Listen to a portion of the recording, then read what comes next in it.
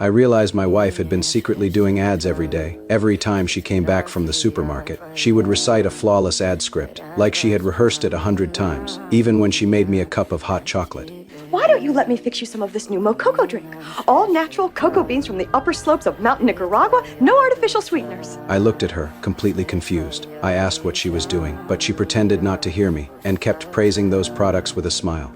This is the best. What the hell does this have to do with anything? Tell me what's happening! That moment, my patience finally ran out. I yelled at her in anger.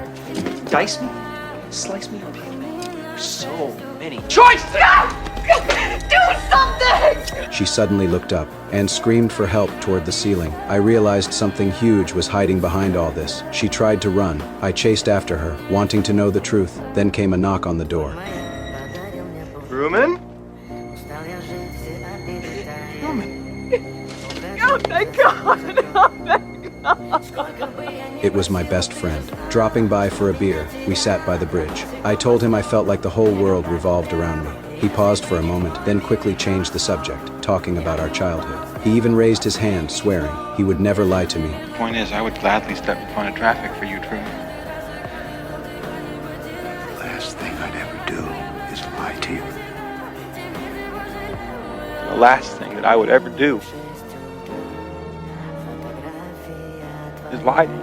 I believed him. I always trust too easily, but coincidences kept piling up, and I started to doubt everything around me. One day, I just wanted to feel the ocean breeze. Suddenly, it started to rain. No matter where I went, the rain followed me. Fear started to crawl in. Ladder. I looked at our wedding photo and noticed something strange. My wife's fingers were tightly crossed, the gesture for seeking forgiveness. It meant our marriage was a lie. I didn't confront her. I wanted to see what she was hiding. That day, she finished another ad and said she had an emergency surgery at the hospital. As she walked out, I gently tapped her shoulder.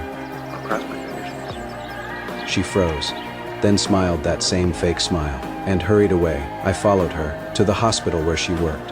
As soon as I entered, a nurse stopped me like I was an intruder. I smiled, said I just had a message for my wife, then pretended to leave, but quietly followed her instead. In the hallway, a man in a wheelchair rushed toward me. I stepped aside, only to be blocked by a nurse pushing a cart. My heart was pounding. I shoved the cart away and ran into the operating room, but what I saw inside was the worst act I'd ever seen.